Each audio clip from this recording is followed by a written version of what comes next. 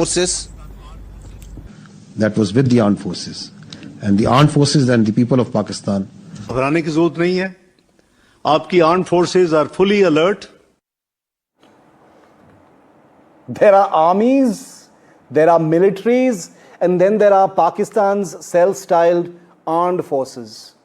So named in tribute to how their netas and generals, like you just heard, proudly mispronounce armed forces, spawning one of the biggest internet memes post-Operation Sindoor. Now today, these same Pakistani armed forces put on display yet another masterclass in tragicomic warfare.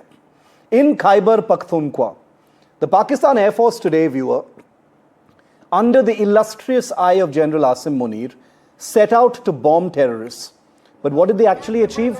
They bombed a village, killing 30 innocent Pakistanis, including women and children. Now, credit where it's due, and these images are very, very disturbing, so I advise some caution. It is in fact extremely difficult to drop a bomb anywhere in Pakistan, but particularly in Khyber Pakhtunkhwa, without hitting a terrorist or a terror camp. Yet somehow Pakistani fighter pilots managed the impossible today at 2 a.m.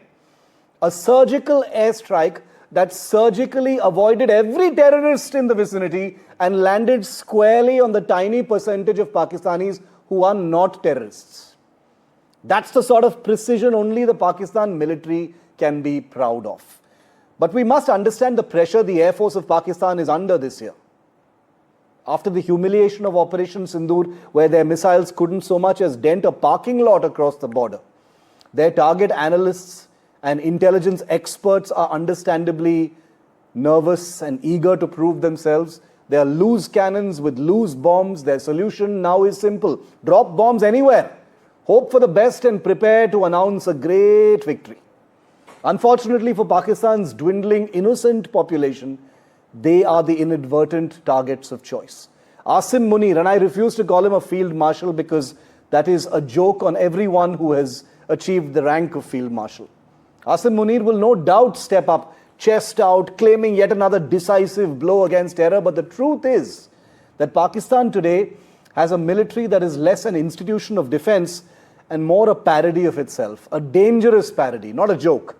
A cartoon military that bombs its own people, fails against real adversaries like India, and still insists on being called professional.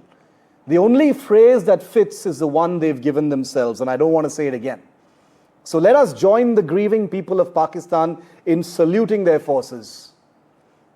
Not that they have a choice.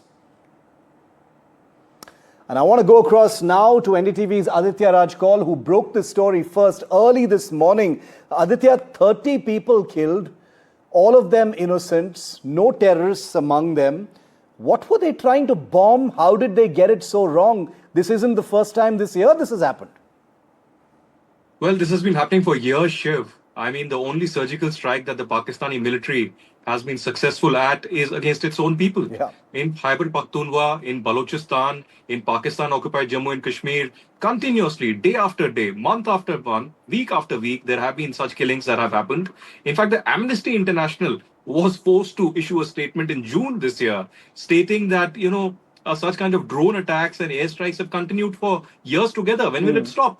And there is no explanation. The ISPR of Pakistan that jumps every possible day on the killings that have happened, against India, etc., but does not issue a statement of a signed airstrike against their own people in Tira Valley of Khyber Pakhtunkhwa. I mean, 30, most of them women, and it's not just that there are a couple of women and children that have died. Most of those killed innocent civilians are women and children. So that is the kind of damage that has happened here. And the Pakistan Army Chief, Asim Munir, is preparing yet another lunch with Donald Trump. That will happen perhaps in a few hours from now. So the big question really is that will the world community really ask Pakistan some uncomfortable, tough questions? Yeah. And what more evidence do they need? There are videos coming out of Khyber Pakhtunkhwa. People are protesting, demanding justice. Absolutely. The Pakistani military establishment is silent. The Pakistani government is silent. And they are going to talk about Gaza and Kashmir with Donald Trump now.